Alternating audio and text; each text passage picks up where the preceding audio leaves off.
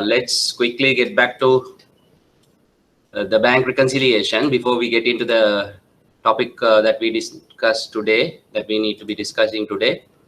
Right. So I had given you a question last week, which is on the bank rec. So let us quickly go through that, and then we'll get on to the new topic. Okay. Right. So the question was where Mr. Pereira and Sons bank account had a reporting balance of 24,413, and the bank statement received on 4th April morning. So 4th April morning means it is same as 3rd April, because 3rd April will be the close of business and 4th April would be the next day. So the next day only you are getting the statement. So whereas as we learned, it is the same date that we are talking about, because reconciliations have to be done for a corresponding period or date, not period actually, it's a date where you are looking at independent records. So from the bank, Pereira and Sons bank account you are looking at from the cash book is also on 3rd of April, and the bank statement also shows 4th of April. So what does it mean? The bank account of Mr. Pereira and Sons shows a 24,413 balance. So they don't say what kind of a balance it is. Okay, they don't say what kind of a balance it is. But when you look at this particular statement or the bank account extraction, you are very clear that it is showing a debit balance. Debit balance. So let me quickly. I don't have.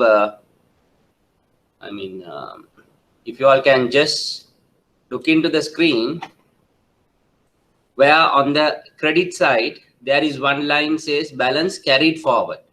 So balance carried forward means in order to balance it, you have another one, which is called the balance brought forward. Balance brought forward. So balance brought forward will be a debit balance, because this balance carried forward is the balancing figure. Okay.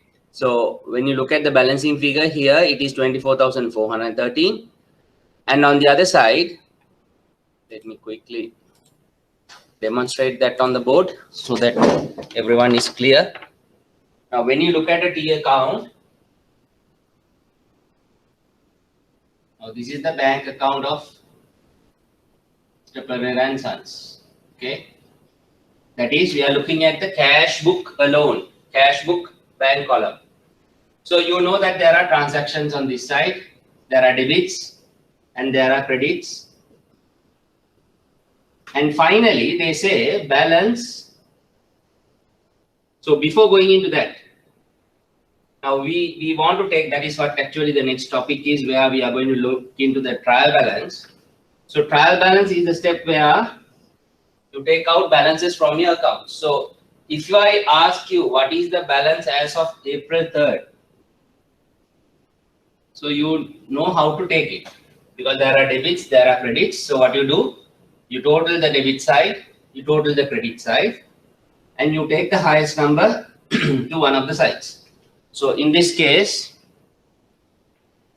let me show you 69,396. 69,396 is the total as per the question given. Right? So I think the 69,396 is the left side, it is more. So on the right side, it is less. So that's why they have put a balancing figure, balance carried forward, as 24,430. So effectively, when you put balance carried forward on the credit side, there has to be something on the right side also, balance brought forward, which is also going to be 430. And you know by nature, the cash book is an asset account. So generally it is expected to have a debit balance, is it? Because it is an asset. So this is what the account balance is, right? But this you don't see in the question. What you see is this. But effectively, what does it mean? The balance carried forward is the balancing figure for this account. So 24,413 is the balancing figure. So actually the balance taken forward to the next period is 24,413. So this is the amount that we are trying to match with the bank statement.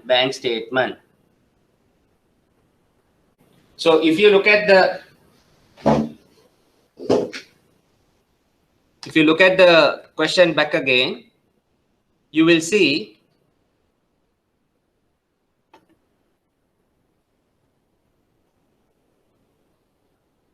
that the balance of 24,413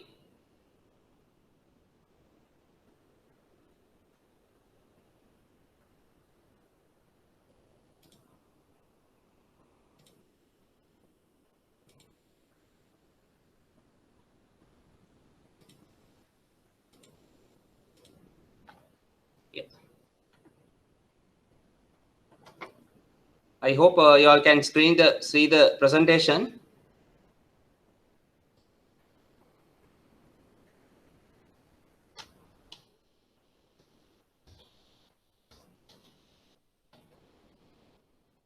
Right, okay. So if you look at it, the 24,413 is a debit balance as far as the bank record, company records is concerned. And on the bank statement, where there are debits given, credits given, and there is a running balance. The last column that we are looking at is the running balance. So if you really look at it, as I told you last time, when the bank account is opened, it's a liability to the bank. So the bank statement comes from the point of view of the bank, not from the point of view of the customer. So what from the point of view of the bank, they start with a credit, which is the 25,000 deposited, and it goes on, and they show as a closing balance of 32,237. So which is a credit balance. You can just see if you totally out the credit column and the debit column, credit column is more. So which means the bank has a liability of 32,237 to be paid to bearer and such. So now the problem is, as of 3rd April, one record shows that it is 24,413. The other statement, that is the bank statement, shows 32,237. Now there is a problem between these two independent records. There is a mismatch. Now, why we are doing a bank reconciliation is to sort out the reasons for the difference. Okay, to sort out the reasons for the difference. So the starting point of that was where we mark each item in the cash book against the bank statement. We mark each item in the cash book against the bank statement. So you know that we did last week part of it. You mark the debit side of the bank cash book to the credit side of the bank statement. And similarly, the credit side of the cash book into the debit side of the bank statement. And finally, we last week obtained there were 3 items outstanding from the cash book. If I am not mistaken, that was 20,204 was left out from the cash book on the debit side. Then we also had the 38 rupees and the 28,000. Yes, 38 rupees and the 28,000 from the credit side of the cash book. So there were 3 items altogether. From the point of view of the bank statement, we saw all the credits were marked against the debits of the cash book.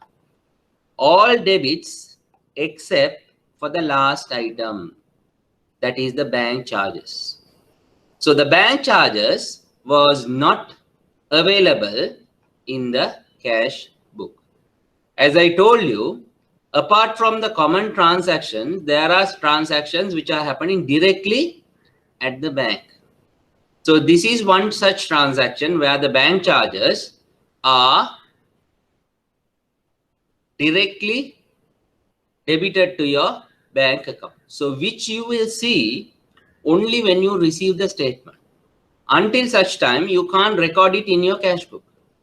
So once the statement is received on the 4th of April, now the Pereira and Sons know that there had been a bank charge of 10 rupees. And now they will go and mark it in their cash book. That is what normally happens. So let us not go into that detail. Now the requirement is where we need to do the reconciliation. So when we try to do the reconciliation, now we know that we are left out with only 3 items in the cash book and 1 item in the bank statement. So how do we start doing it?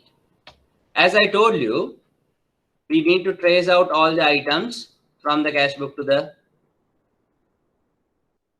bank statement, and then we start doing the bank reconciliation. So first you have to mention as of which date you are doing the bank reconciliation, and then you start with one particular balance. So let us start here with the cash book balance. Okay, we are trying to start with the cash book balance.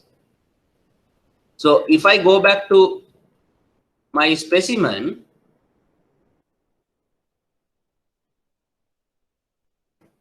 this is how we did it. Balance as per bank statement, at deposit yet to be realized, less checks issued not presented yet, and bank balances as stated in cash book. So I don't know how many of you all tried this question and got it correct, where you should have got the answer. But with an alternative approach, I'm now trying to start with your cash book. So where in the specimen it is with the bank statement, you are starting with the bank statement. So now we are trying to start with the cash book.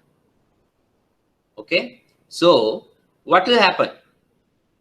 Starting from bank statement, you add the deposit realized, you deduct the checks not yet presented, and you arrive at the balance as stated in the cash book. Now when you do it on the reverse, that is, you start with the balance stated in the cash book, what will happen to these 2 items? That is, the deposit yet to be realized and the checks issued not yet presented. So if you really look at it,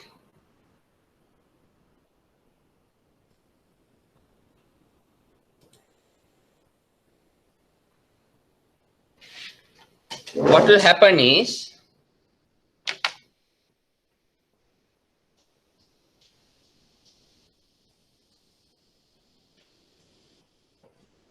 now originally in the specimen we learned that you start with balance as per bank statement. So you have something here, and to that you add, let me put it in simple form, unrealized checks. So you add them, and then you deduct unpresented checks that you go and deduct. So then you know you reach balance as per cash book. Right? This is the specimen that I have given. Now what I'm going to do is I'm going to change this upside down, because you need to know, for exam purposes,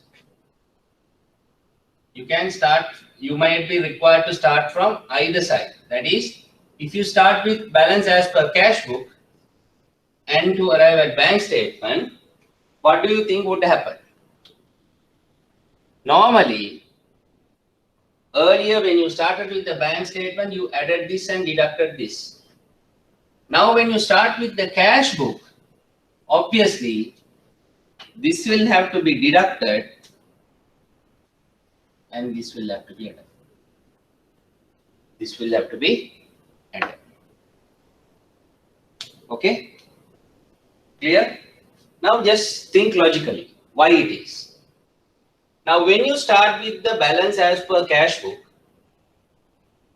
when you deposit a check, what is the first thing that you do? You go and debit your cash book bank column.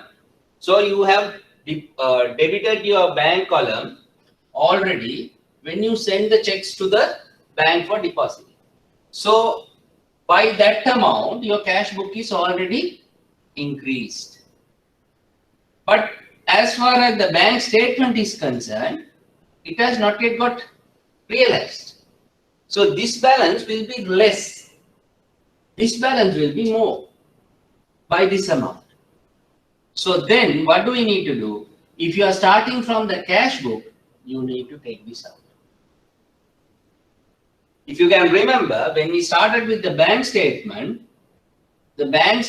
had unrealized checks, which means you have deposited some checks, but those funds are not yet available. So when we started from here to come here, you know, this was less and this was more.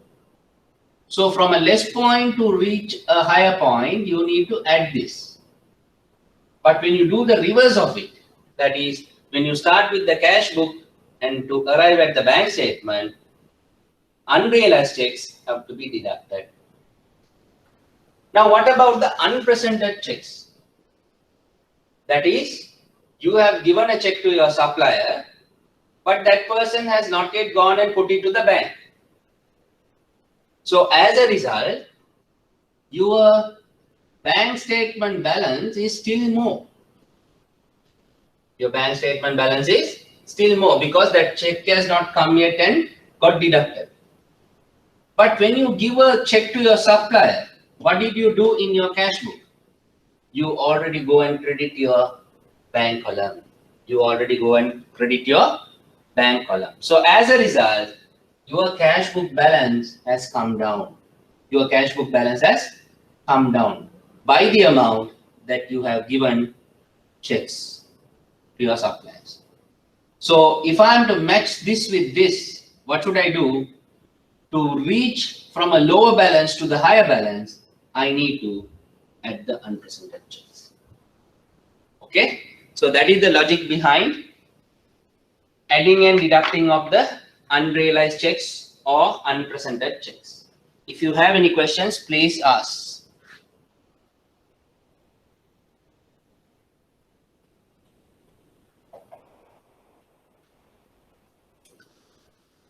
Because in exams, you need to know that you have to do both sides.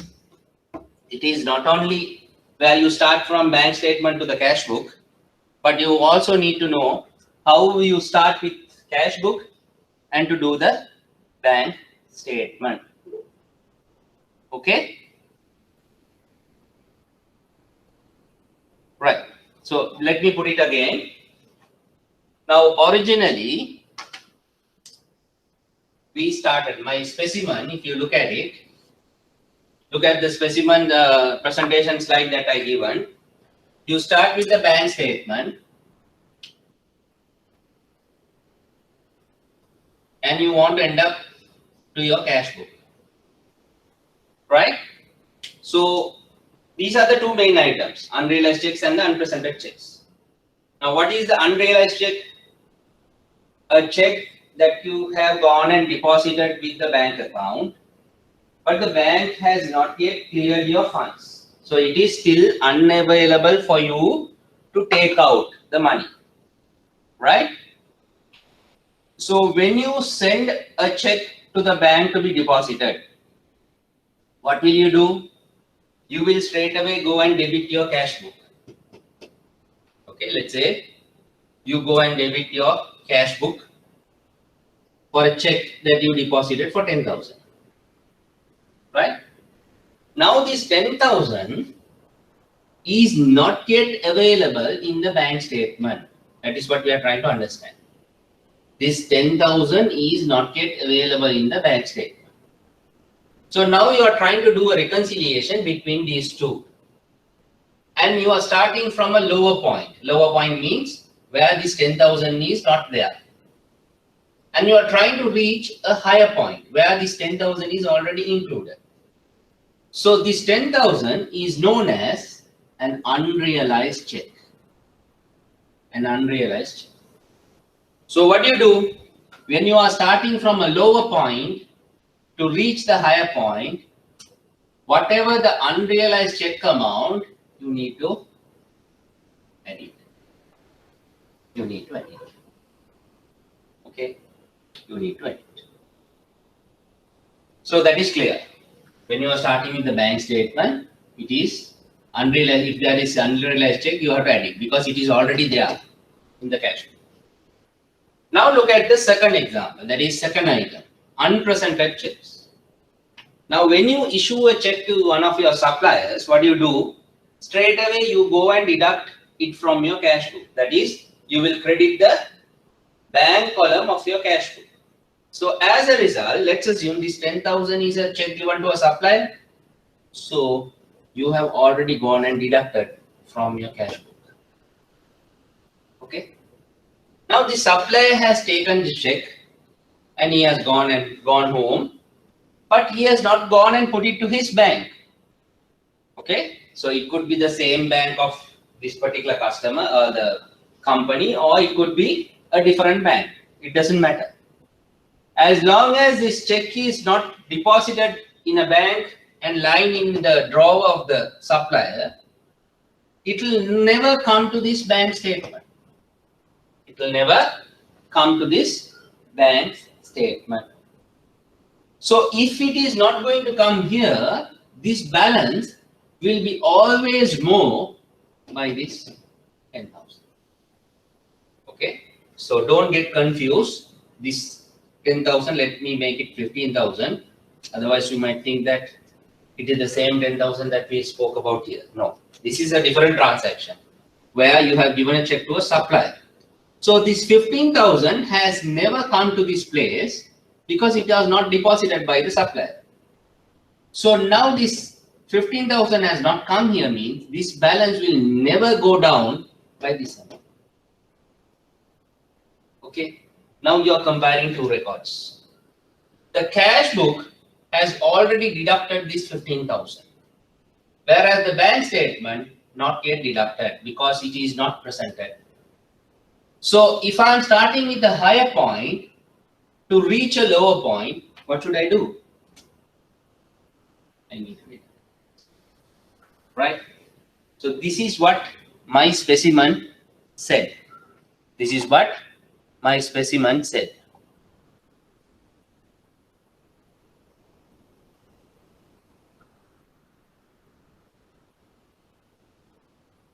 Okay. Right?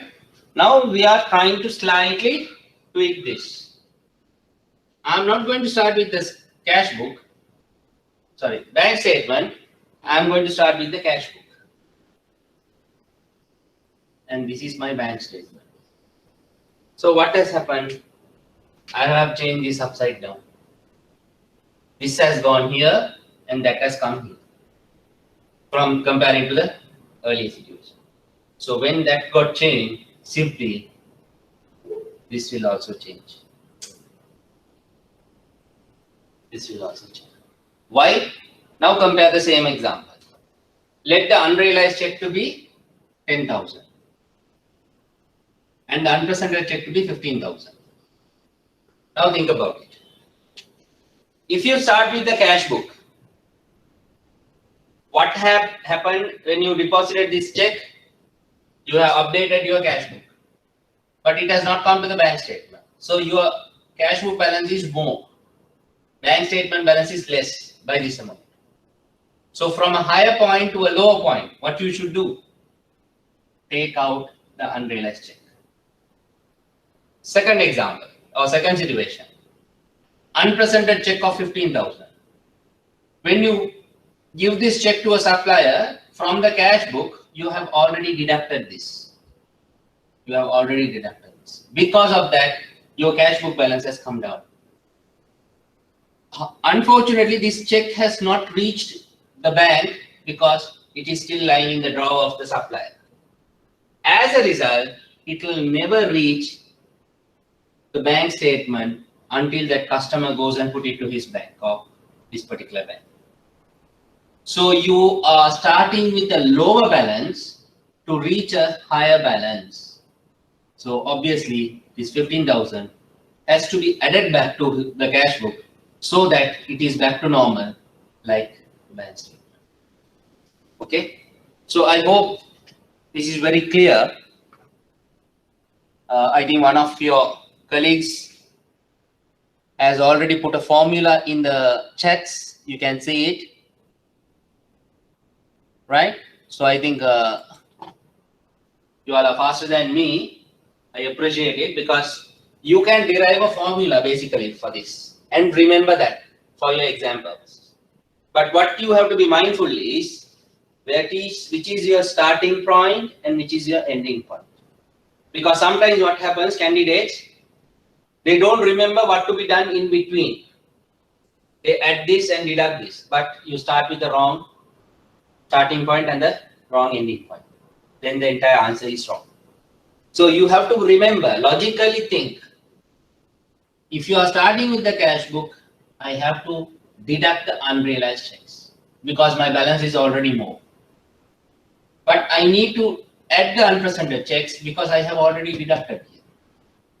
Similarly, when you turn this, again, you have to think about it, which is to be added and which is to be deducted, right? So, going on this basis, let's try to stick to our original specimen.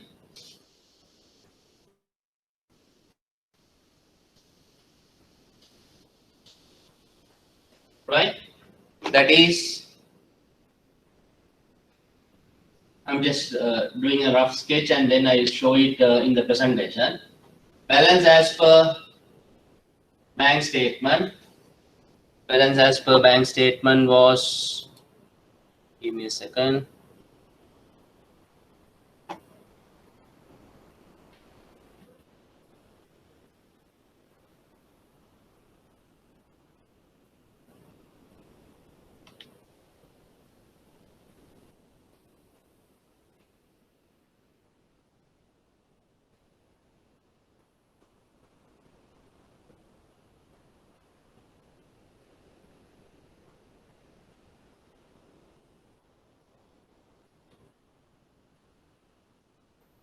Yes, it was 32,237. Right? So we need to add and deduct two items. One is the unrealized checks, then unpresented checks. Okay, so I'm starting with the bank statement. Obviously, unrealized checks have to be added. Unpresented checks have to be deducted. So what is the unrealized check here? Unrealized check.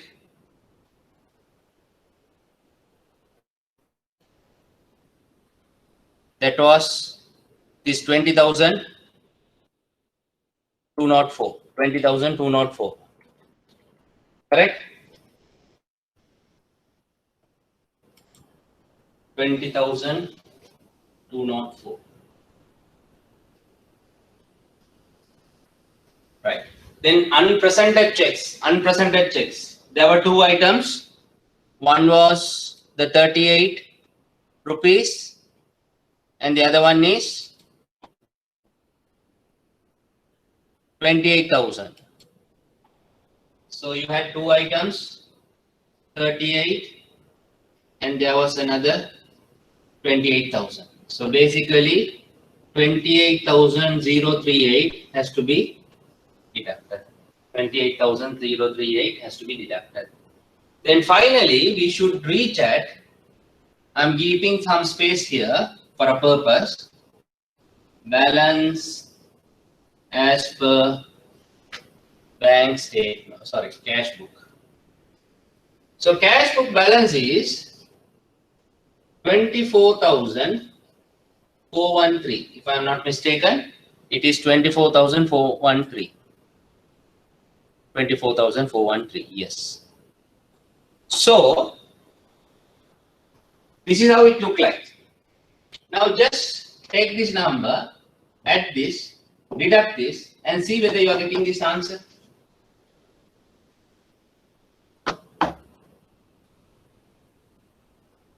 So let us add 32,237 plus 20,204 minus 28,038. So you are getting only 24,403, but the cash book is showing 24,413. Now what is the difference? The difference is the bank charges. Can you remember? There was one item outstanding in the bank statement, the 10 rupees. The 10 rupees is the difference. Now the 10 rupees is appearing here, which means it has already got deducted, but it has not got deducted here. So when I am starting from a lower point to reach a higher point, what should I do? I need to add the bank charges.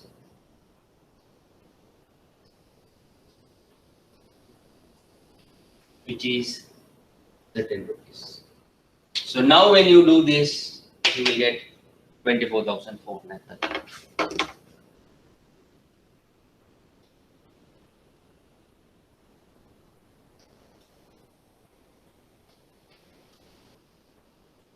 Okay. So just go through it again. This is as per the specimen that I have given, where you start with the bank statement and you reach the cash book. So when you read the cash book, unrealized checks are added, unpresented checks are deducted. Other than those two items, there is one more item which is the bank charges. When you adjust that, you get the 24,413. So I hope it is very clear.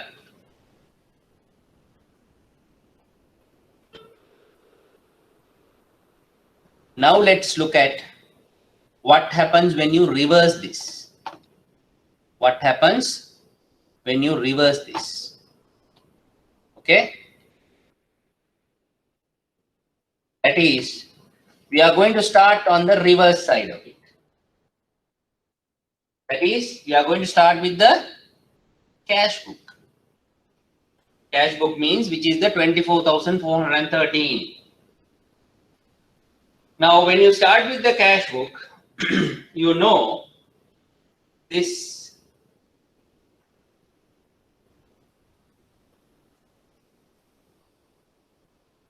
bank charge of 10 rupees, whether has it been deducted or not.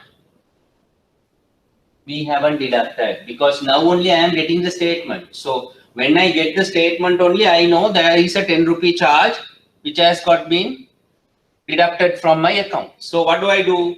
First thing, I will go and deduct the 10 rupees. Go and deduct the 10 rupees. Then what should I do? I need to look at the two important items, unrealized checks and unpresented checks. So earlier when I did the question in the board, you know that unrealized checks were added, unpresented checks were deducted.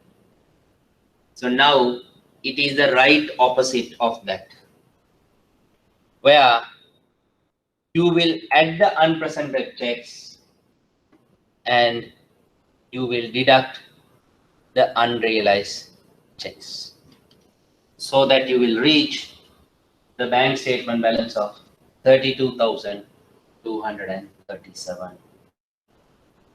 Okay. So if you want, you can write this down, or you can just take a screenshot of this for your reference purposes. Suppose if you are to do it on a different manner, starting with the cash book, this is how your answer should be.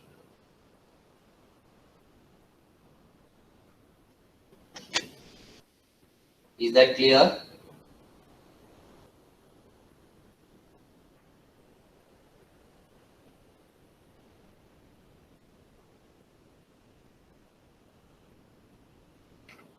Okay. Right. So before we move on with the next topic,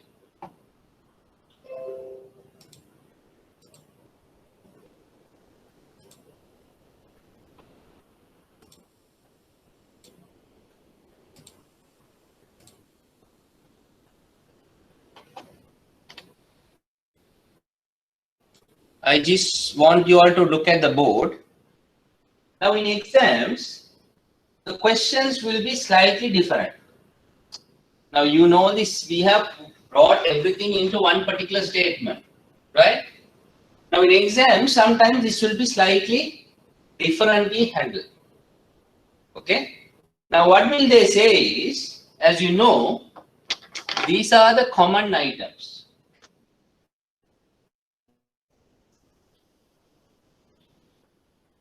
And this is the exceptional item. Okay.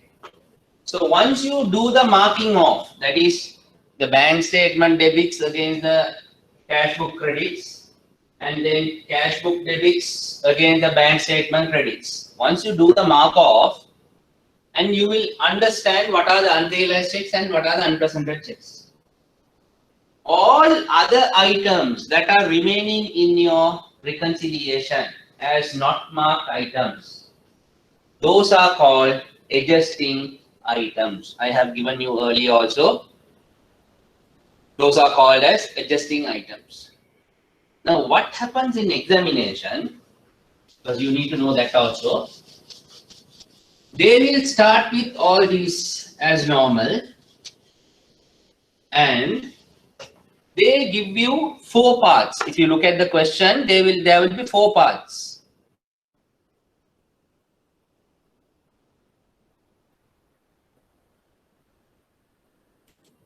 Okay, there will be 4 parts, like 5 marks each. One is to define what is bank reconciliation, and the second part could be where they want you to give reasons for the differences in bank reconciliation and how these are caused, and then they will be giving you another 2 parts where you have to do this number crunching exercise. So among those, definitely you will have to do the bank reconciliation. That is one part. But before that, they will tell you, you need to arrive at an adjusted cash book balance. Adjusted cash book balance. This is where the problem comes. Now I refer to the same question and they want you to find out the adjusted cash book balance. Right? Now what is the adjusted cash book balance? So let's assume this is part 3 of the question. So if it is a part 3, we will start with saying balance as per cash book. So which will be 24,413, that you know, right? Then what you do, you bring in all the adjustments other than the unrealized checks and unpresented checks. Okay, you bring in all the adjustments. Now in this scenario, we have only one adjustment, that is the bank charges. Bank charges. So the bank charges here, I have only one adjustment. So if this here, I will put all this here and it will be a negative item. And let's assume that if there are several items here, okay, we will put all those. Now what is the point here? This is my cash book balance, but I have not adjusted my cash book for this bank charges because I am not yet got the information. I am just seeing this 10 rupees just now only. But the question says, look, other than the unrealized checks and unpresented checks, all the other items that are remaining in the marking off is your adjustments. So adjust it to your cash book. So what will happen? I will go and adjust it to my cash book. Then I will get 24,403. 24,403. This is my adjusted cash book balance. Okay, this is very important. You need to know how to do the adjusted cash book balance, because in exams this comes in as a separate part before getting into the bank reconciliation. So now what will happen? You will have the adjusted cash book balance, and this is what is going to go into the bank reconciliation. It is not going to be this balance hereinafter. It is the adjusted cash book balance that is going to be used for the purpose of bank reconciliation. Okay, so I want you all to take down this to understand how you do it in the exam if you are asked to do the adjusted cash book balance. So how do you do the adjusted cash book balance? You start with the cash book balance that is given to you, which is 24,403. And you bring in all the other items that were not marked in your cash book as well as in your bank statement, other than the unrealized checks and unpresented checks. That segregation you have to do first.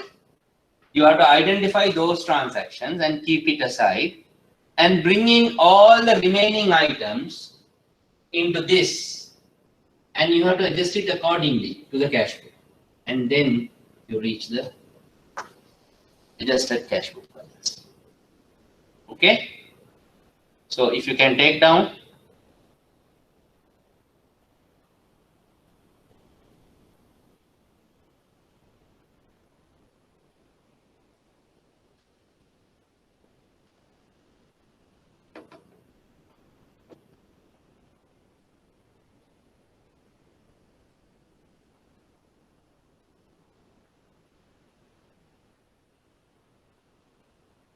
Right? So we have this 24,403 now. Let's see what is going to happen.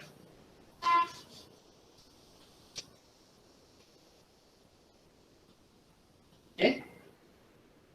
Now I am going to start with the balance as per bank statement, which is 32,237, if I am not mistaken. So if I am starting with the bank statement, what do I need to do? I need to add the unrealized checks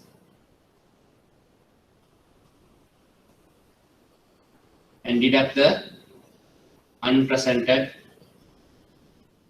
checks. So it is very straightforward. I am not going to write in detail. So unrealized checks 20,204. And unpresented checks, I'm writing the total 28,038. And see whether now you are getting the answer of adjusted cash book balance.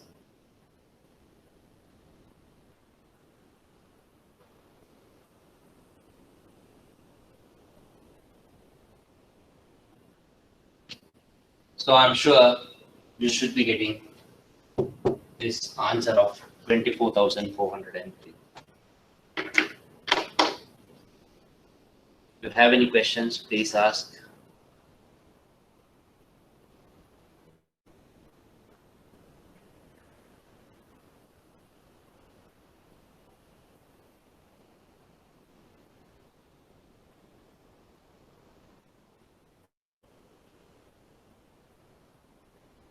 I hope it's clear to everybody. So how you tackle with after doing a adjusted cash book balance and then do the reconciliation. So when you do that kind of reconciliation, your ending point will be the adjusted cash book balance or your starting point could be the adjusted cash book balance. Hope it's clear.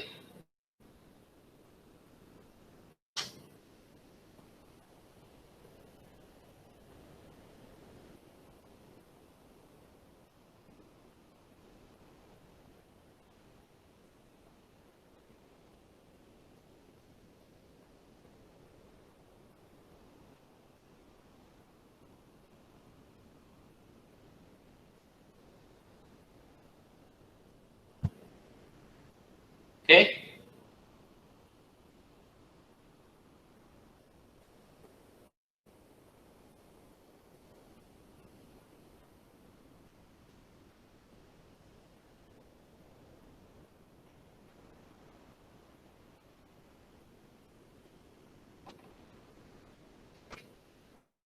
Right. So now there was another part in that question. Sorry, there was another question that is where you have a bank reconciliation pertaining to 2 dates. So now based on this understanding also, I'm giving you one more week, just give it a try, whether you can do that question. And now let us move into the new topic for today, because we need to cover that the ongoing syllabus. So today we are going to look at the trial balance. We are going to look at the trial balance. Right. So now we have learned about few things, starting from the introduction to accounting, and then the accounting process.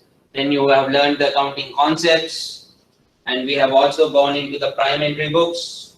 We looked at the double entry, and then we gone into the cash book. So now we have come to a certain level where we can look at the trial balance, right? So now we are going to look at what is a trial balance is. So first of all, let us understand, as I told you, in the prime entry books, you had a component called ledger. What is ledger? Ledger is basically a set of pages. A set of pages which contains the accounts, different accounts. Namely, you might have the cash account, you will have the bank account, you will have the debtors account, you will have the creditors account. So there will be so many accounts that are appearing in your ledger. So each of these accounts will be indicated as a page in your bigger book, which is called the ledger. But in today's context, we have this in the computer systems. You don't see physically what is this account is and so on is not available. But all that is in encrypted form within a computer system. Okay. So when you want to do a look at an account, you do an inquiry into that account. So you will have all the information. But in good old days, people were maintaining books. That is what we learned as prime entry books. So in these books only, they had this information relating to accounts. So if you just check with your seniors who are in the bank, how the banks maintain their accounts about 30 years ago. Like roughly 30-35 years ago, how they maintain the accounts in the banks is very interesting, because it is what we learn as the theoretical part of accounting is manual bookkeeping. So the manual bookkeeping had large books where each 1 page or 2-3 pages containing one account. The transaction pertaining to an account is written there, transaction by transaction, into these books. But today, all those have been simplified. All those have been simplified. So the entire group of accounts maintained by a company is referred to as a ledger. A ledger. The general ledger contains all the assets, liabilities, and owner's equity in this so-called general ledger. So in your respective banks, you are entering into so many transactions, customer related transactions, your own bank transactions. There are so many types of transactions.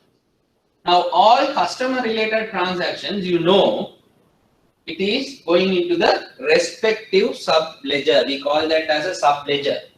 So every customer account, say for example, you have deposit accounts, customer deposit accounts. These customer deposit accounts may be going into your sub ledger where you have deposits. Then your loan accounts, customer loans.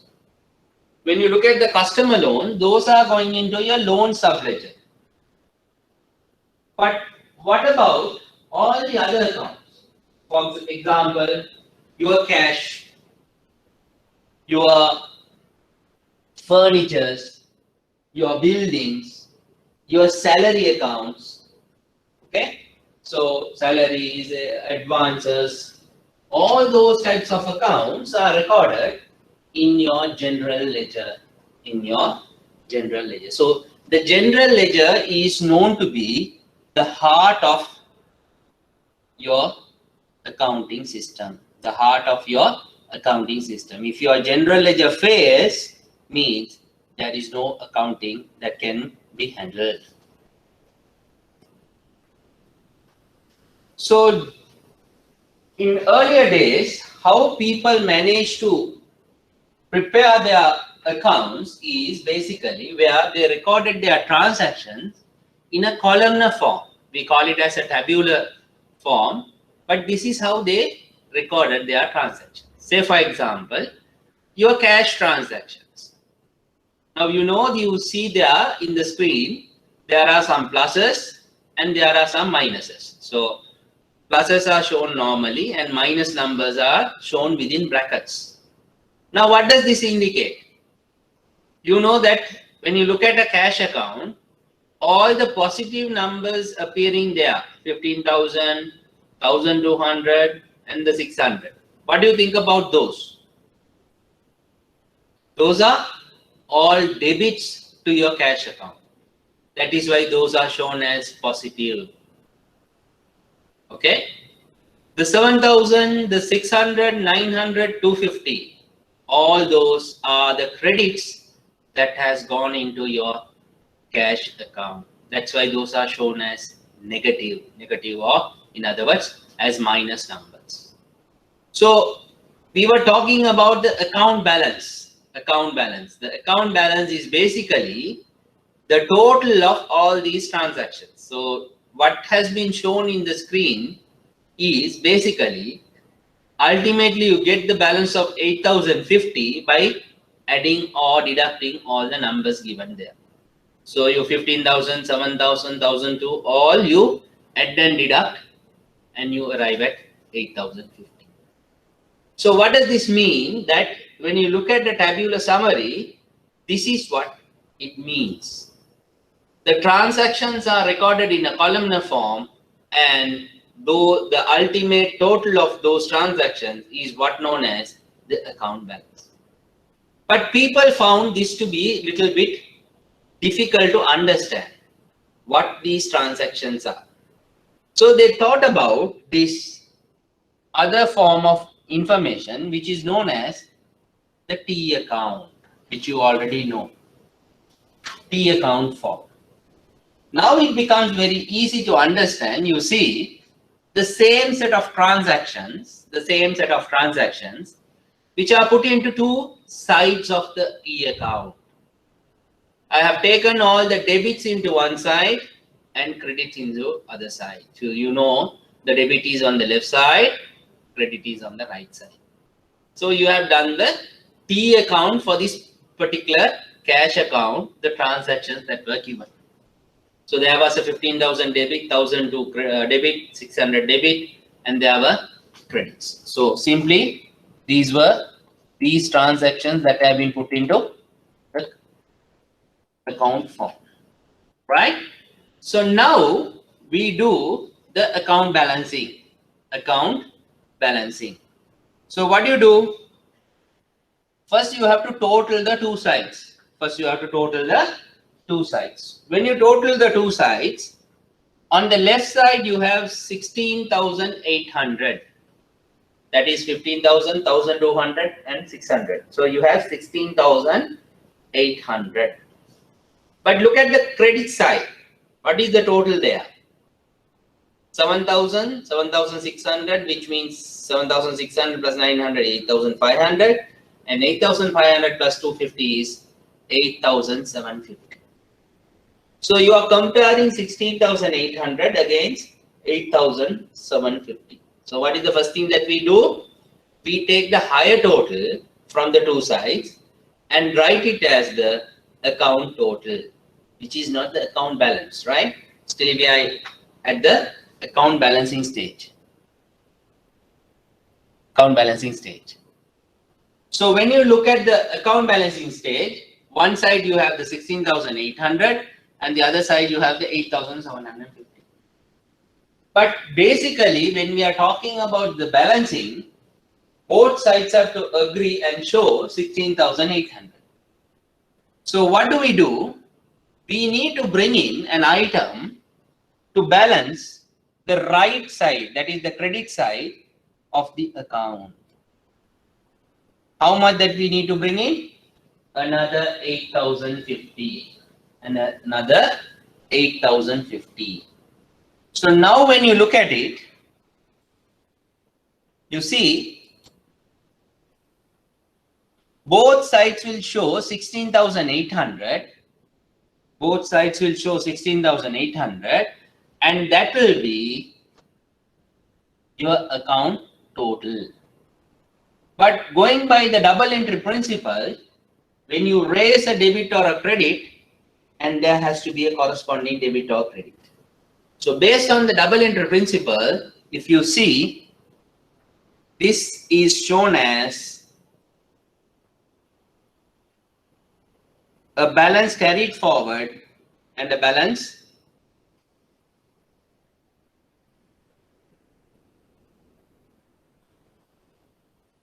brought forward.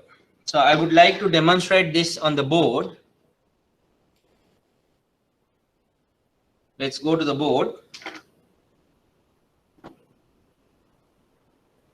So this is the T account that we are talking about. Cash. This is your debit side and this is your credit side. So as far as the transactions are concerned, you have 15,000 here, 1,200, and there is another 600. And on the credit side, there is 7,000, 600, 900, and 250. Okay. So let's total these two.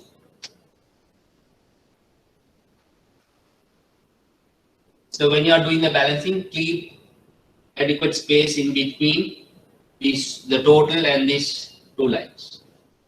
So now when you total it up, this side you have 16,800 and this side you have 8,750. So what do?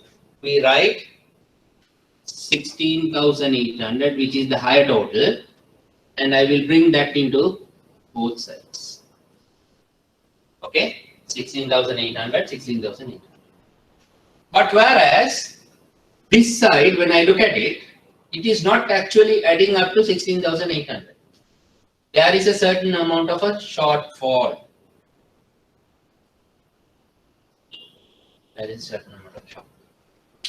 Now, what is that shortfall?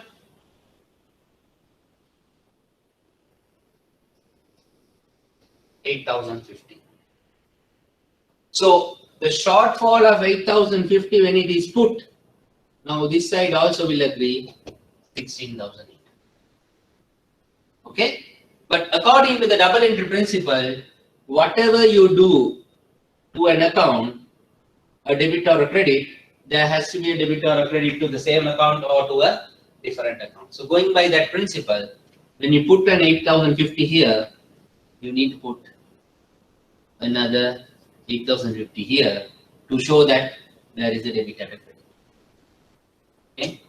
In accounting, this is known as the balance carried forward, and this is the balance brought forward. Balance brought forward. So it is very clear that the cash account is ending up with a balance of 8,050. This is what is going to be taken into the next period. I have already explained this under accounting concepts, sorry, not accounting concepts, accounting process and introduction, where you take the amounts from one financial year to the next year, or one financial period to the next period. So this is what we say as the account balance of cash account, which is taken to the next period. Next period. Okay. So if you want, you can just take down.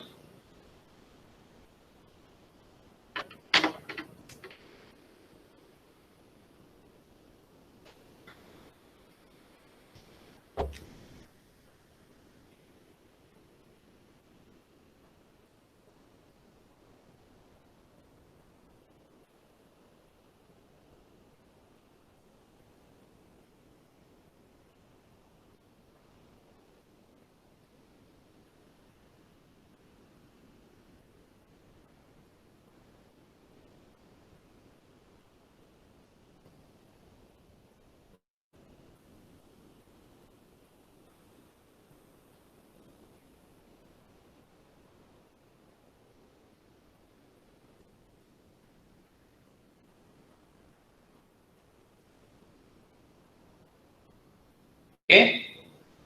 So just make a note here.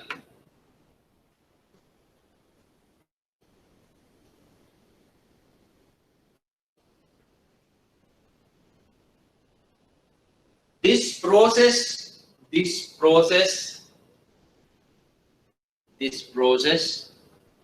known as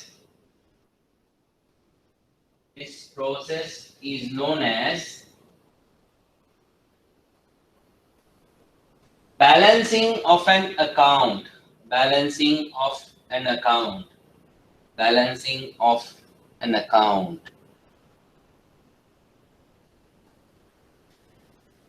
Balancing of an account.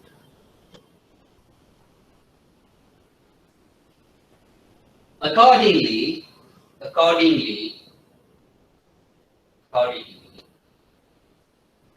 the double entry principles are followed.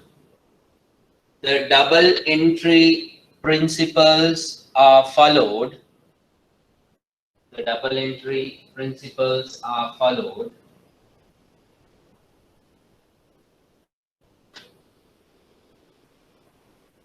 to carry out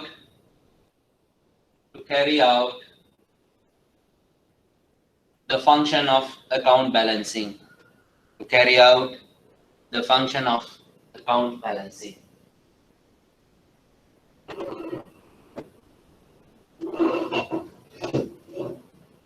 Carry out the function of account balancing.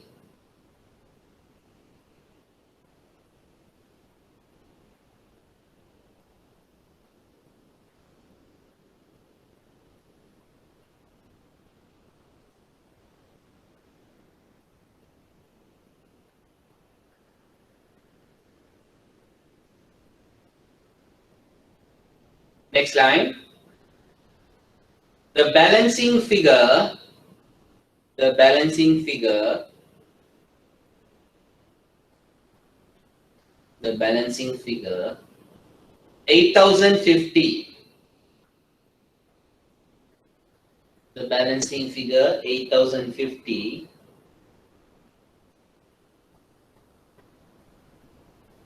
the balancing figure of 8050 is considered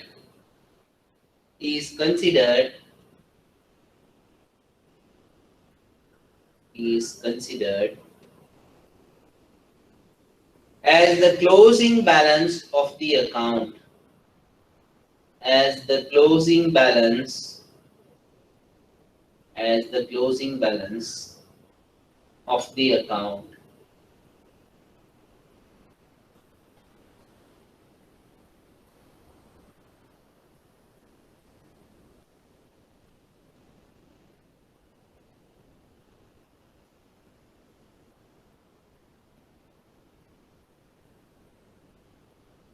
In other words,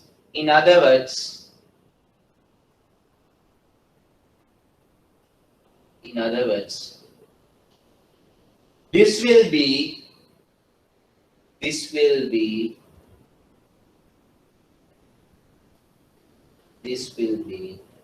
the opening balance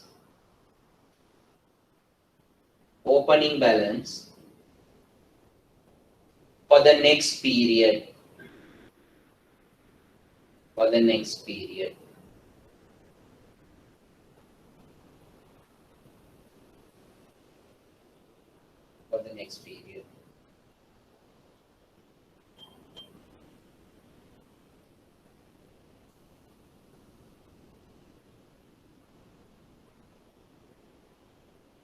Okay, so we have used the double entry principle and we have found out the closing balance of the account, which is the 8050, and which is also going to be the next period's opening balance.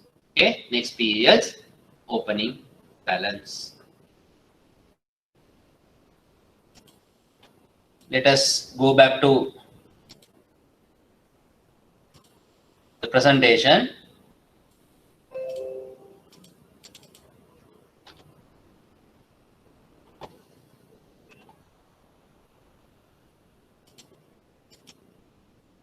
Right. So what do you mean by a trial balance now? What do you mean by a trial balance now? So a trial balance is a list of accounts and their balances at a given time.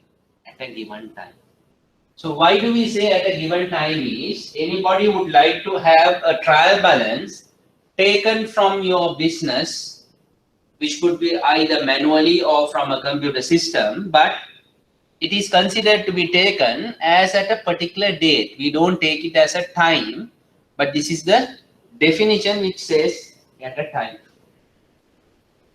So trial balances are normally taken as at the end of the close of business of a particular day. Now, if you do look at it from today's point of view, the last business day, that is the working day of your respective organizations, would have been the last Friday. That is the 17th, if I am not mistaken. So the 17th of July would have been the last working day for your businesses. So the trial balance of your respective organization could be extracted as of that date. But in general, trial balances should be able to be extracted for any particular date. Say you may have to go back to a previous period. Let's say some date on 2019. So the company has to be in a position to provide that trial balance. You have to be able to provide that trial balance. So the primary purpose of a trial balance is to prove the mathematical equality of debits and credits after posting. Now this is very fundamental. Okay, what do we say as trial balance? Trial balance is the list of all accounts. So like cash, furniture, salaries, electricity, telephone. You can take all the accounts of your general ledger. You would have to take all the accounts of your general ledger and their balances. Now some of the accounts will have debit balances, some of the accounts will have credit balances. You take all those balances. When you take all those balances and list them and total the debits and the credits, you will see generally the total debits should agree with the total credits. If that happens, then we say your trial balance is mathematically equal. Okay, it doesn't talk about any other accuracy. Your trial balance is simply mathematically equal. How can this happen? it can only happen when you have posted your debits and credits properly. That is why we say the double entry principle is very important. For every debit that you raise, there has to be a corresponding credit. So if you comply with the debits and credits means, then your trial balance should be mathematically equal. So what do we try to say here? The trial balance also uncovers errors in journalizing and posting.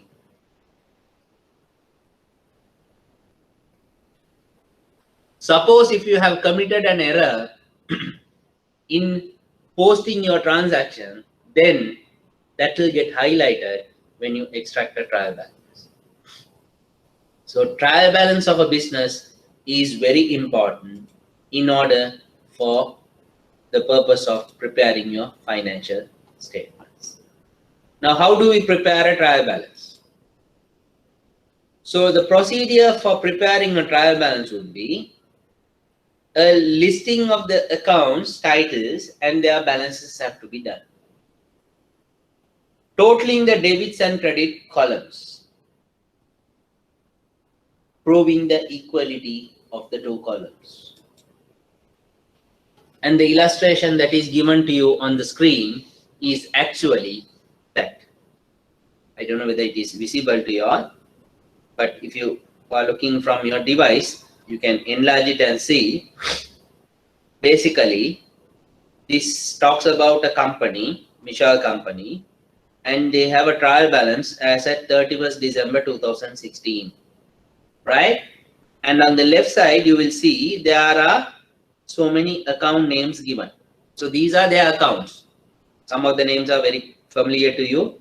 Drawings, capital accounts, supplies, purchases, sales, debtors, creditors, sales return. So the terms are very common to you. And there may be some terms which you might not know, like bad debts, allowances for bad debts. So that we will learn as we go on. Okay.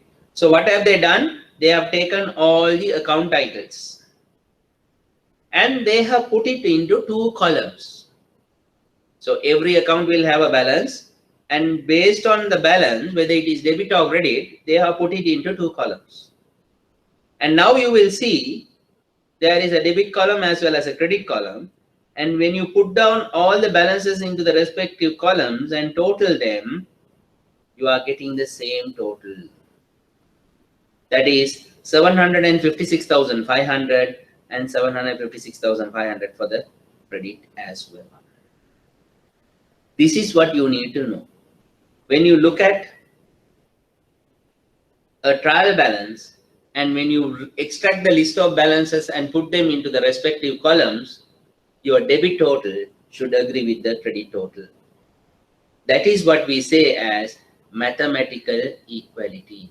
Mathematical equality. You can't prove anything beyond that when your trial balance agrees. That is when the debit total agrees with the credit total means you can just prove that it is mathematically equal. You can't prove that it is very accurate or this is the correct trial balance. You can't say that. Later on we will learn what kind of errors that could have happened, right? So it is basically the trial balance will give you an understanding of whether I have extracted a trial balance for which I have put the debits and credits. That is what it means. Okay. So this is what a trial balance is. Now, when you are trying to extract this trial balance, there are certain limitations.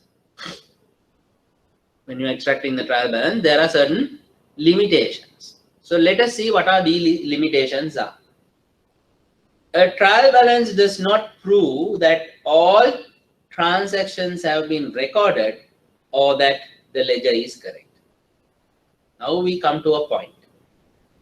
Just because all your debits and credits are in order, you can't say that all transactions have been posted. Okay.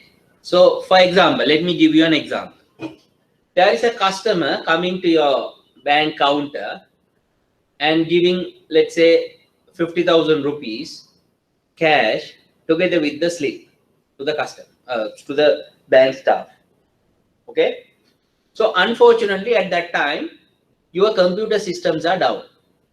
Your computer systems are down. So you can't keep the customer waiting till the systems are back again.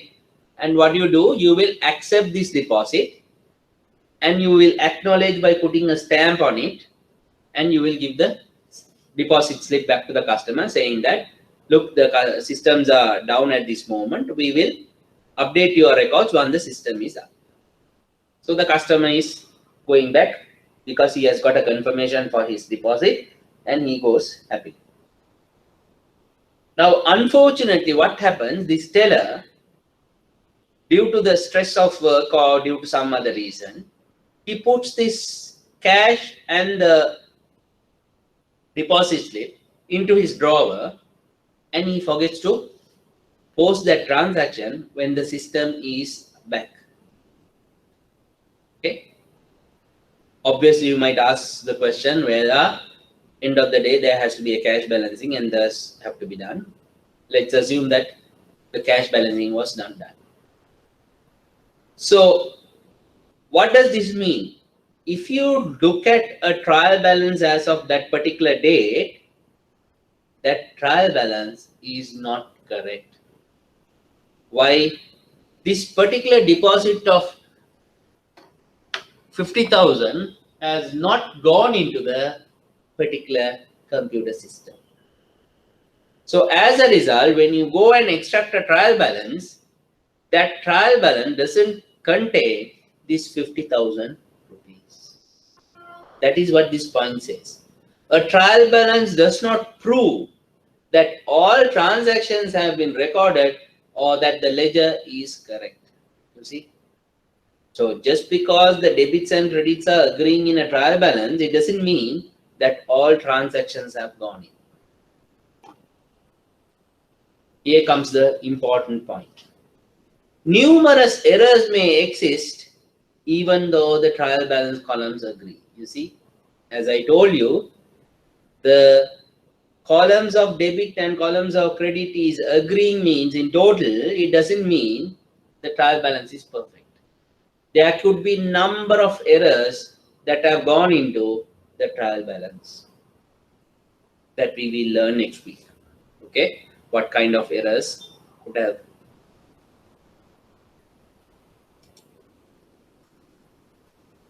So the trial balance may balance even when a transaction is not journalized. So you have not raised the debit and credit vouchers for the transaction. That is what journalized is. Secondly, you have not posted the journal into your system, but still your trial balance will agree. Why?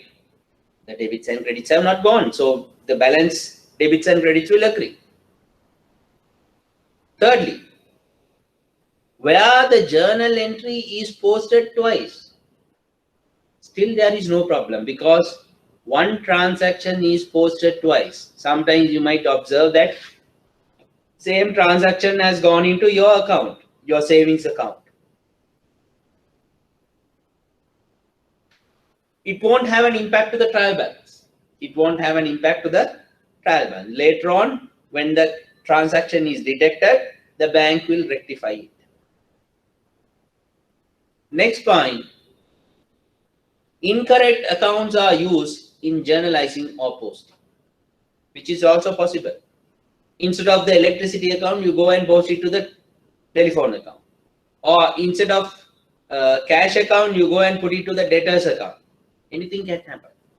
Those are errors. But it doesn't have an impact on your trial balance because the trial balance will still balance with the accounts that you have selected and posted. And the last point, offsetting errors are made in recording the amount of the transaction. Let's say there is one transaction which has happened as a deposit One customer has come and put 50,000 deposit. There is another transaction where a customer has come and withdrawn money, 50,000. But you have not posted both the transactions. Let's assume there is one deposit of 50,000, there is a withdrawal of 50,000. You have not recorded both. Now what will happen? Both these transactions will offset one with another. There is one debit, there is one credit. Because in one instance you have received cash, in other instance you have given out cash. So your cash balance is still the same because there is no impact to you. But when it comes to the real transaction, you have omitted certain transactions. But that will not get reflected in your trial balance. That is what is important. Okay. So the next item is where I have given you a question. So I want you all to do it by taking about 2 to 3 minutes now. I want you to put down these balances along with the accounts. You list down all the accounts in one column and put a debit column and put a debit credit column and put the balances in the according column. Now what you need to understand here is you have to read and understand the account, type of the account, and you have to realize what is the normal balance of that account. Can you recall what we learned as a normal balance? We learned a topic called normal balance. Can you remember? If it is an asset, there should be a debit balance. If it is a liability, there should be a credit balance. So that knowledge have to be put in here. So I will give you about 5 minutes. Just try to do it. So let's try to see whether we can do it. Now, the first thing that you do is you have to say trial balance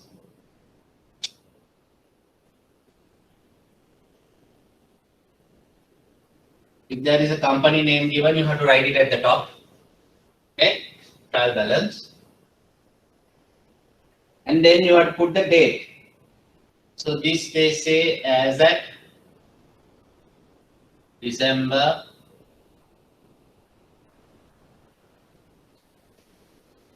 31st, 2019.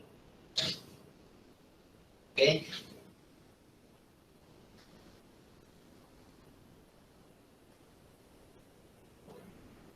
And then we will have 3 columns. And at the top, you will see both these amounts are in rupees million.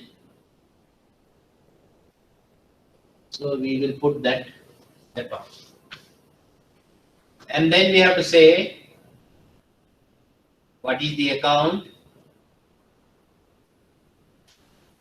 what is the debit amount, what is the credit amount.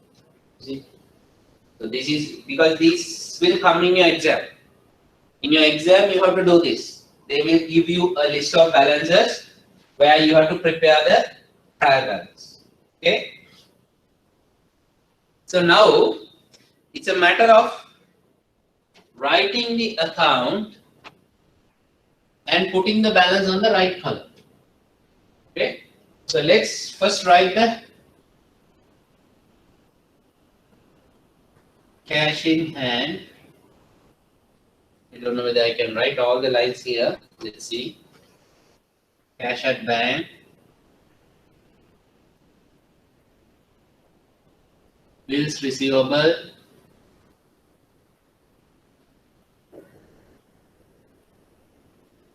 Bills payable.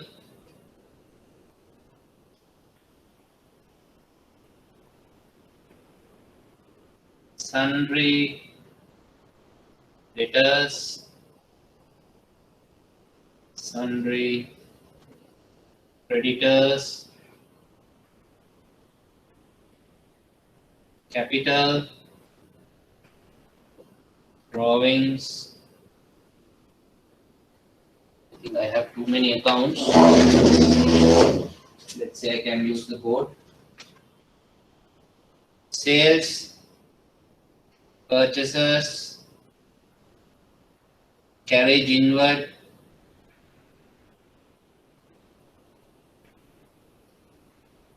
salaries, advertisement, insurance,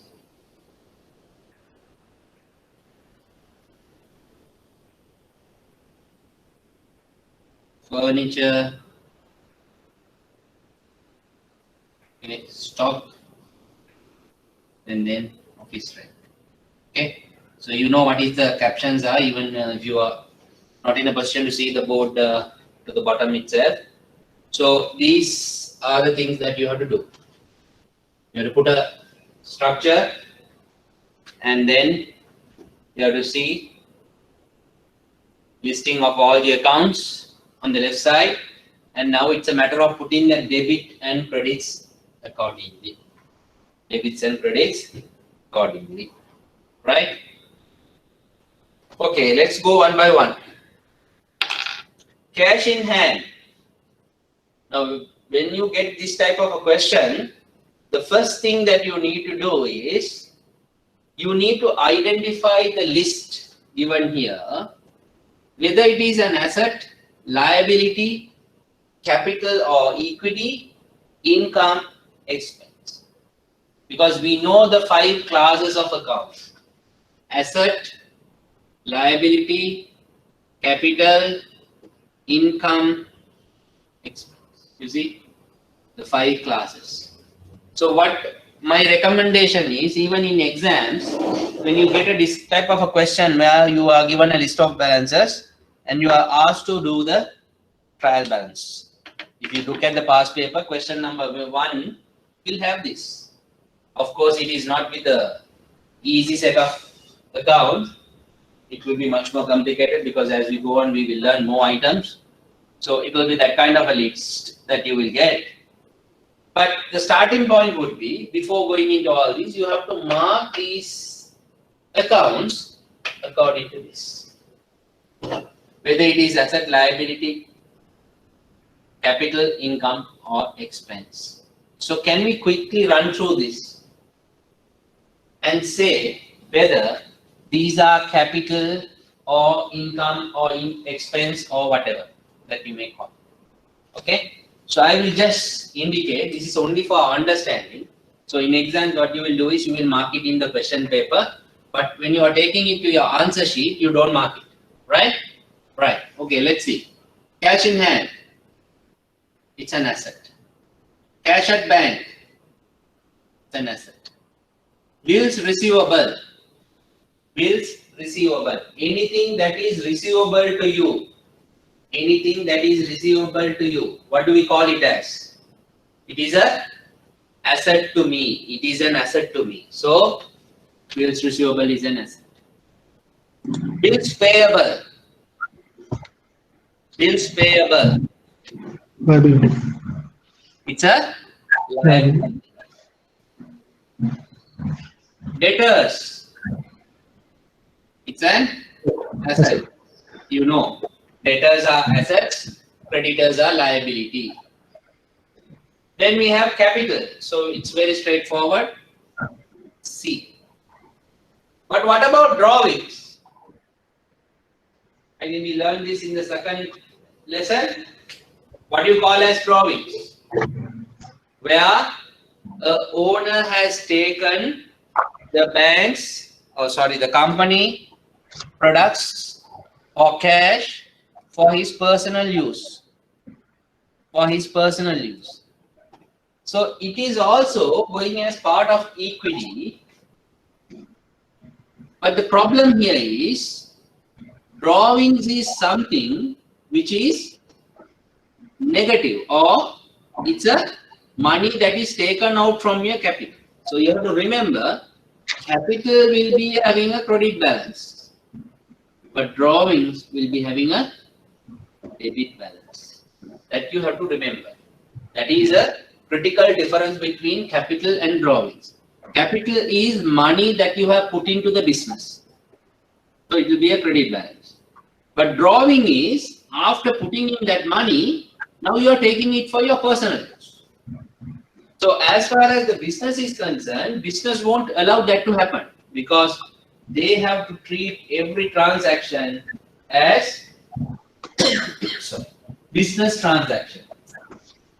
That is what the concept of business entity concept. Business entity concept is that.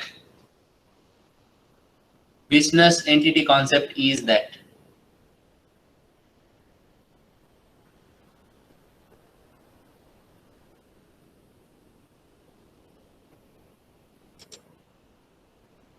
So next, sales is an income, purchases is an expense, carriage inwards. Carriage inwards. What do you mean by carriage inwards? Carriage inwards. So when the goods are brought into the business,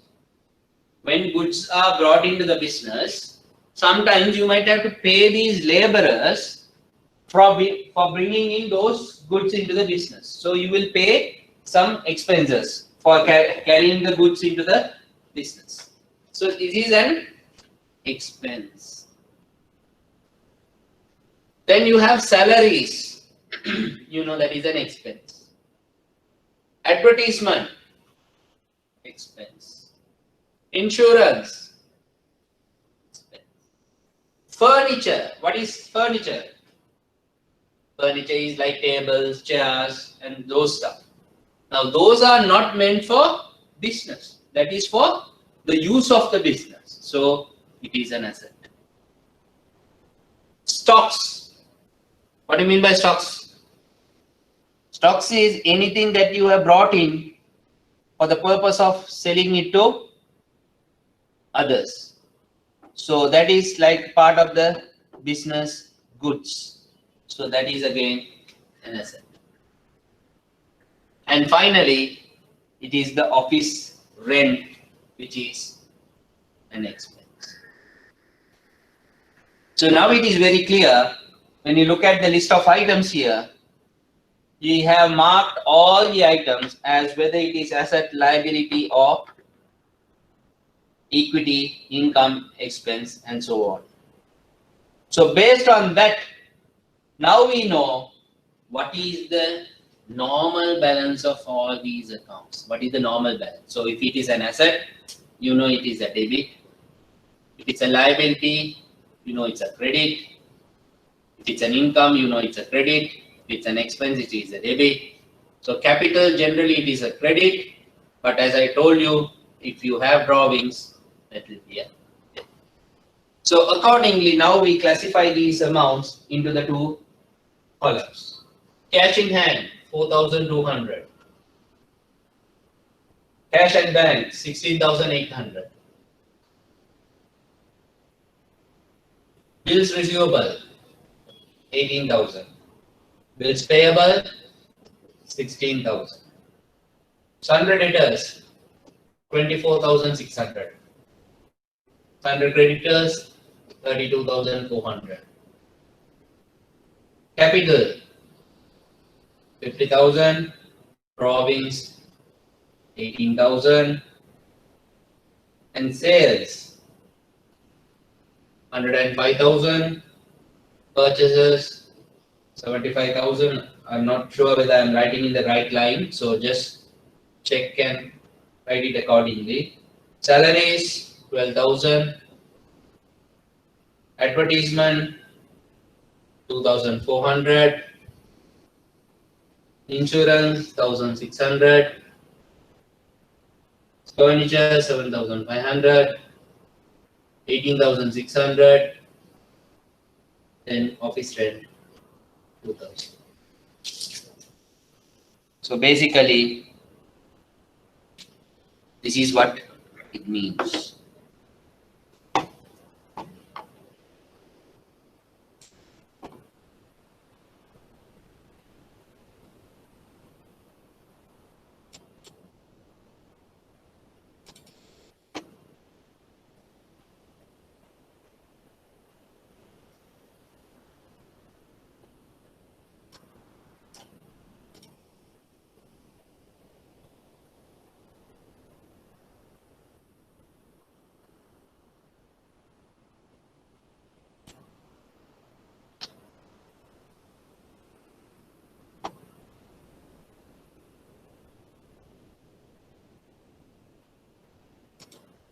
Okay. So it will be like this. Can you all total it up and see whether the answer that you are getting is correct? Whether you are getting the debit total and the credit total to be equal? And if so, just let me know what is the total is.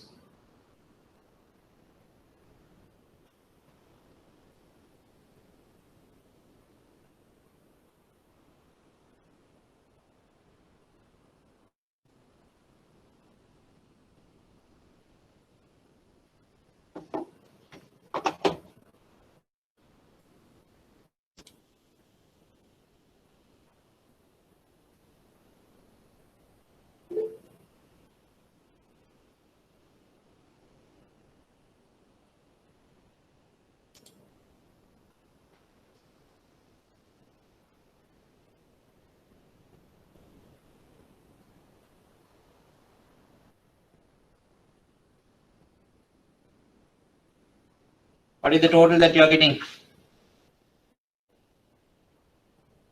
Total, okay, 203,400. 203,400. I think that should be correct.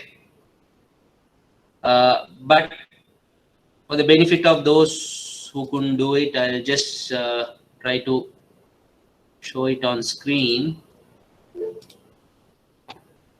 This is how it will be. It will look like.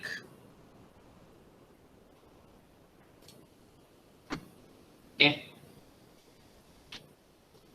Just go through it for yourself and see.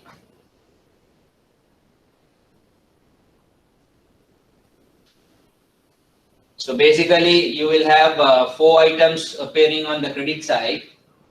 So total of those 4 items is about 203,400. But all the remaining items will go under debits.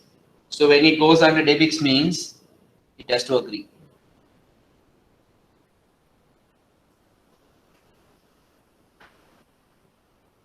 Okay.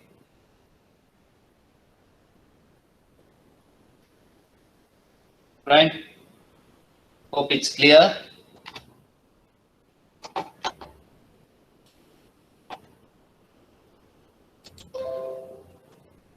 Any questions that you have?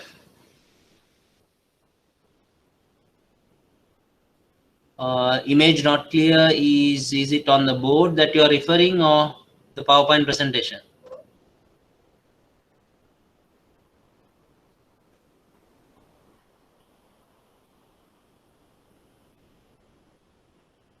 Okay, sorry for that because I have to write it very condensed. But I think the presentation, the slide that I showed you should be okay. So what I'll do is I'll show that again once again so that you will have.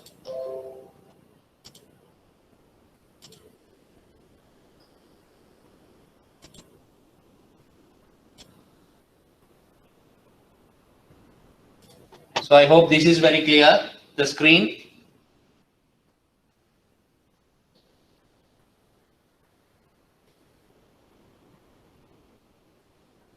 So those who have done, can we look at doing the second one? The second question.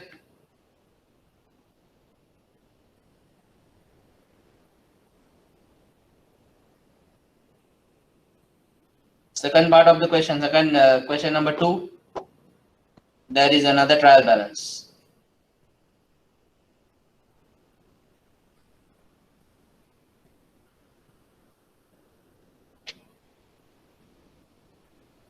Again, you have a similar set of items where you have to put them into the debit and credit column.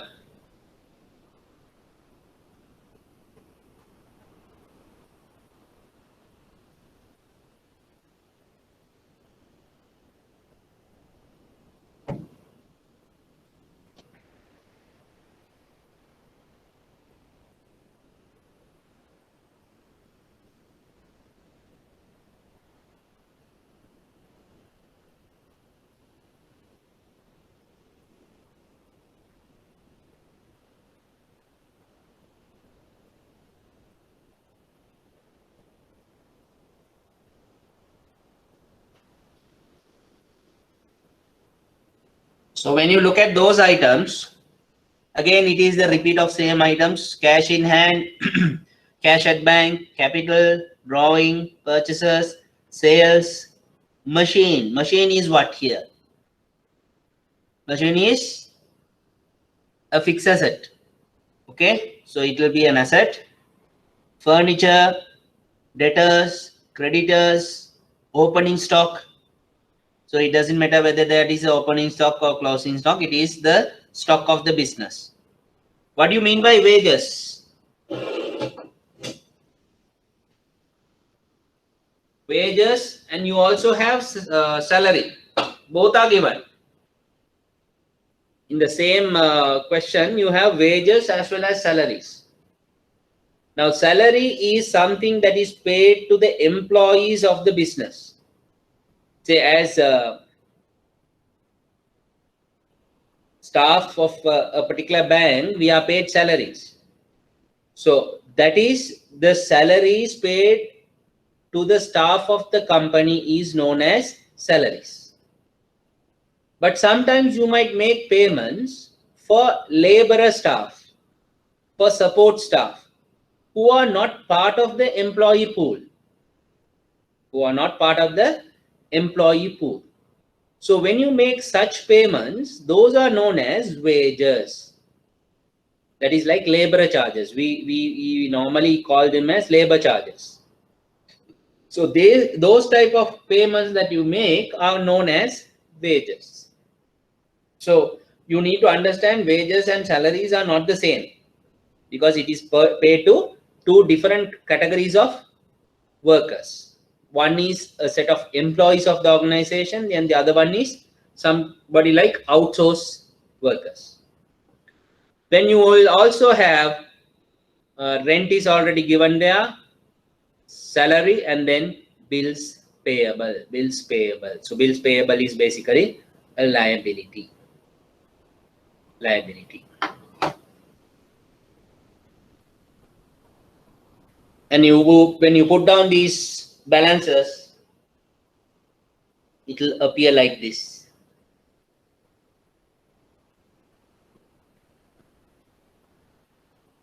So the total should be 180,000 if I'm not mistaken.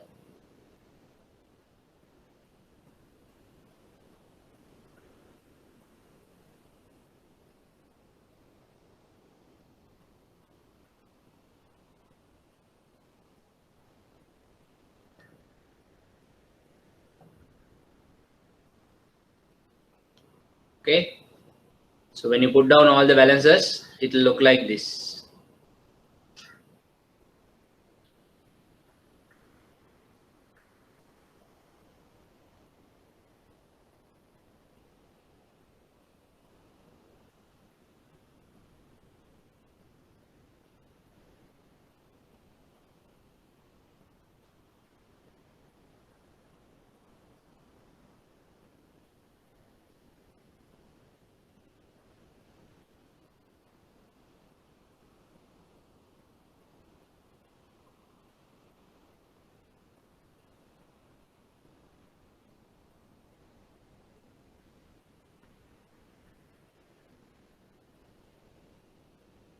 Okay, so I hope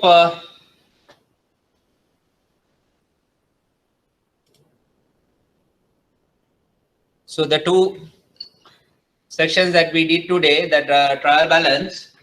So basically this is a very basic trial balance sort of a thing. But if you really look at the exam question will be much more complex.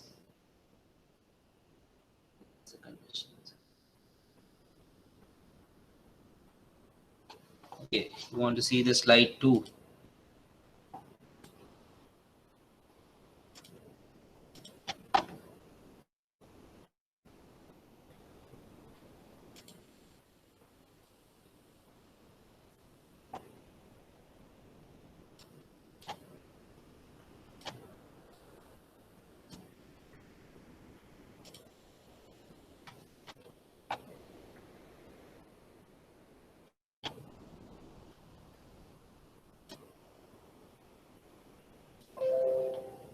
So I'm sharing the slide 2 again, that is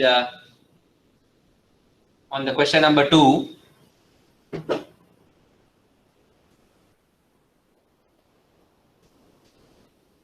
So basically, I think we have a small issue with the board, I think visibility of the board, but